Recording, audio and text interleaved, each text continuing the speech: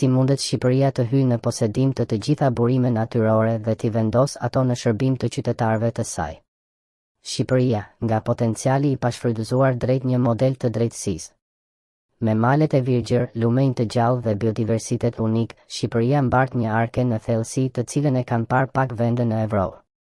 Por pasuria e saj natyrore, në vend që të jetë motor ekonomik, është shndërruar shpesh në teatër konfliktesh, koncesione të errëta, marrëveshje me hije dhe një histori privatizimesh që kanë lënë komunitetet në marginalizim. Ky artikull nuk është thjesht një listë problemesh, është një vizion për të rindërtuar marrëdhënien midis shtetit, burimeve dhe qytetarëve. Nëpërmjet një revolucioni ligjor, institucioneve që nuk negociojnë me transparencën dhe një populli që nuk është vetëm dëshmues, por edhe zotërues i fatit të tij, Shqipëria mund të shkruajë një kapitull të ri, ku pasuria e tokës bëhet pasuri për të gjithë. Një rishikimi i kontratave të koncesioneve dhe privatizimeve. Bazë ligjore dhe sfidat.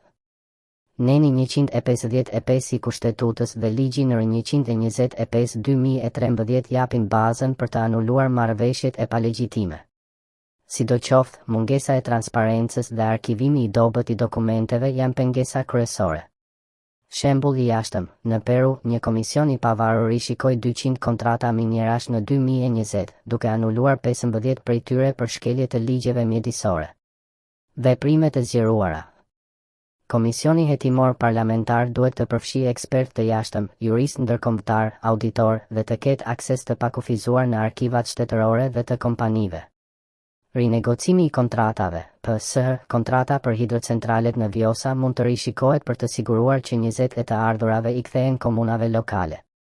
Mekanizëm kompensimi. Për kontratat të anuluara për shkak të korrupsionit, shteti mund të kërkojë dëmshpërblime nga kompanitë, siç bëri Indonezia në 2021 me minierat e niklit.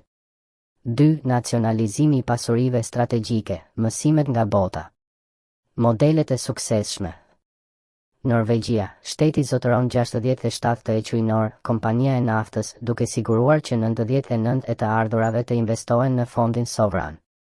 Botswana, kontrolli i shtetit mbi diamantët përmes Debsana kontribuon në 30 të GDP-s së vendit. Veprimet e zgjeruara. Ligji për menaxhimin kombëtar të pasurive strategjike duhet të përcaktojë kriteret për strategjinë PS, burimet që gjenerojnë mbi 5 e GDP-s. Kompensimi sipas standardeve ndërkombëtare, përdorimi i formulës së Tribunalit të Icsit për të shmangur padit, PS, kompensimi bazuar në vlerën e tregut, jo në fitimet e projektuar. Ndërmarrjet publike, krijimi i Albresorces për të menaxhuar burimet me bord të përbërë nga 40 ekspert, 30 përfaqësues shtetëror dhe 30 shoqëri civile. 3. Fondi sovran, investime për brezat e ardhshëm. Struktura dhe garanci. Modeli i Alaskës, qytetarët marrin një dividend vjetore direkt nga të ardhurat e naftës, në 2022, 3.284 për person.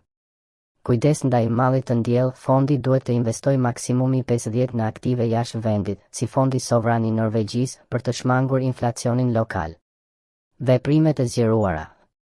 Burimet e financimit, të ardhurat nga taksa e re 10 mbi fitimet e kompanive në sektorin ekstraktiv. Shpërndarja e të ardhurave, 50 për infrastrukturë, 30 për shëndetësi arsim, 20 për emergjenca kombëtare. Mbikëqyrje, krijimi i një platforme blockchain për të gjurmë flukset e fondeve në realtime. 4. Transparencë dhe pjesëmarrje, teknologjia në shërbim të popullit. Inovacione teknologjike. Portalet open data si në Ukrainë, Prozoro, Sale, ku çdo kontratë është e diskutueshme me një klikim. Aplikacione për monitorim, qytetarët mund të raportojnë shkelje nëpërmjet një app, si iPaid Abribe në Indi. Veprimet e zgjeruara. Ligji për kontratat publike, kërkesa për auditim të jashtëm të çdo projekti mbi 10 milion euro. Referendume lokale, PS, komunat të detyrohen të organizojnë referendum para se të miratojnë projekte në tokat e tyre, si në Këshillin Zviceran.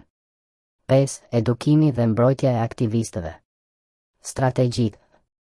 Kurrikula shkollore, integrimi i lëndës, ekonomia e burimeve natyrore në shkollat e mesme. Rrjetet sociale, fushata Pasuria jote për të ndarë informacione raste korrupsioni. Mbrojtja juridike. Ligji për mbrojtjen e denoncuesve, inkurajimi i denoncuesve me shpërblime deri në 10 e vlerës së abuzimit të zbuluar, si në SHRB. Fondi i emergjencës për aktivistët, financim për mbrojtje juridike për ata që sulmohen për shkak të zbulimeve. Një kontratë e re shoqërore. Shqipëria nuk ka nevojë të zgjedhë midis investimeve të huaja dhe sovranitetit. Me një model të balancuar si ai i Kanadas, ku 51 e projekteve minierase zotërohen nga shteti, mund të tërheqin kapital duke ruajtur kontrollin. Kjo kërkon një luftë kundër korrupsionit, por edhe një vizion për të ardhmen.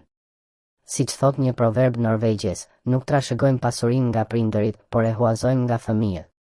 Alternativa ekziston, nëpërmjet ligjeve të forta, teknologjisë dhe një populli të informuar, Shqipëria mund të shndërrohet nga një vend i varfër me burime të pasura në një model të drejtësisë ekonomike. Hapat e ardhshëm. Nënshtrimi i një propozimi ligjor në kuvend me nismën e shoqërisë civile. Mobilizimi i një koalicioni ndërkombëtar për të mbështetur reformat BEA, IMF. Një fushat mediatike kombëtare për të kërkuar llogari për abuzimet e kaluara. Kjo nuk është një ëndër, por një plan i realizueshëm. Çdo hap i vogël sot është një hedhje në det për një Shqipëri më të drejtë.